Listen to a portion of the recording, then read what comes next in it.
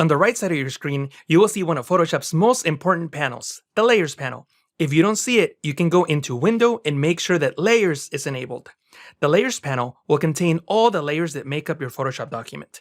With JPEG images, by default, you will have a background, and you can create layers on top of it to paint over the image, apply photo effects, or apply other types of adjustments. On the bottom right of the Layers panel, you will see the new layer icon. When you click on it, you will create a new blank layer. This layer is completely transparent. There's nothing in it. If you click on the background's eye icon, you will disable it and you will see a checkerboard pattern which indicates transparency. But you can add content to this new layer to cover the pixels below. I'll enable the background layer again. From the toolbar, you can select the brush tool to paint over the image. Also, double-click on the hand tool to fit the image to screen. If you accidentally deactivate the brush tool, you can select it again by pressing the B key on the keyboard. When you click and drag over the image, you will paint with the foreground color. The foreground color is the color inside this box. In my case, black. I'll press Ctrl Z on Windows, that's Command Z on the Mac, to undo. Layers also allow you to remove unwanted areas from your photos. You can select the Spot Healing Brush tool. From the options bar, make sure that Sample All Layers is checked. Then, paint over an area that you would like to remove, like this window. When you release the mouse button, Photoshop will automatically generate the pixels to remove the window.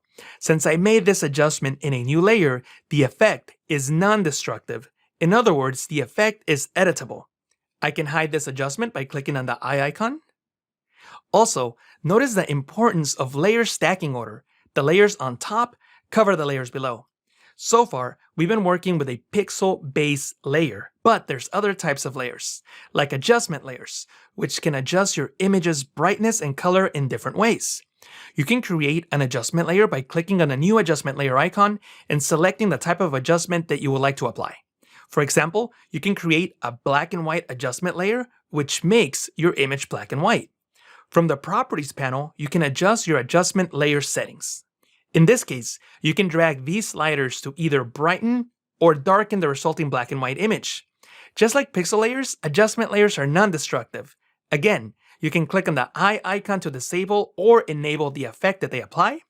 If you're unhappy with your adjustment layer, you can simply click and drag it into the trash icon to delete it. I'll also delete the pixel layer.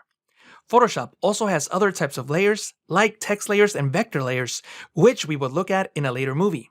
But the important thing to understand is that layers give you the power of adjusting your image without making permanent changes. I highly recommend that you use layers and always work in a non-destructive workflow to have the flexibility to make changes at any time.